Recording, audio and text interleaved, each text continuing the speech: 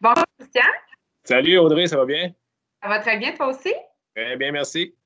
Christian, je vais te demander de te présenter à notre auditoire, s'il te plaît. C'est bon, moi, c'est Christian Renaud, donc je suis associé au niveau du département d'actuariat.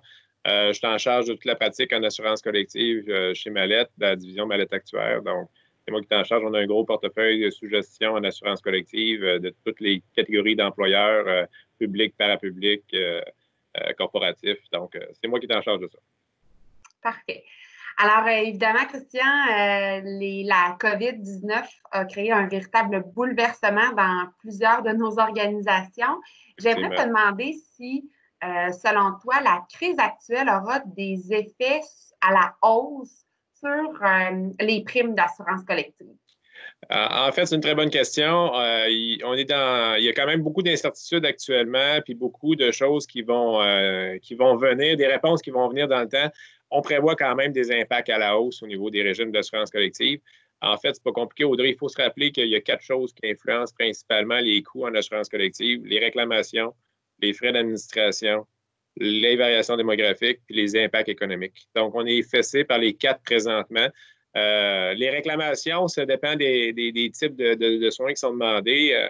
Mais juste à penser, assurance voyage, annulation voyage, il y a eu des explosions de réclamations. Au niveau des soins d'assurance salaire de courte durée, la pandémie a aussi affecté ces points-là. Au niveau des médicaments, on va voir ce que ça va donner. On ne s'attend pas à des grosses variations. Peut-être le fait que le gouvernement a empêché que les gens réclamaient à plus qu'un mois à la fois.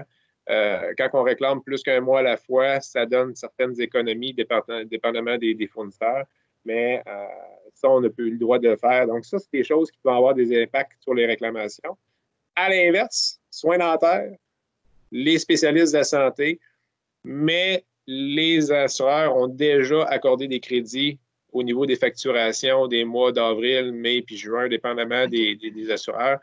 Donc, les crédits sont déjà, les économies sont déjà remboursées. Fait que pour les prochains renouvellements, il n'y aura pas de gain par rapport à ça. Ils sont déjà raccordés. Frais d'administration, en fait, c'est sûr que le fait que les assureurs ont donné des accommodements, ben, il va y avoir des répercussions.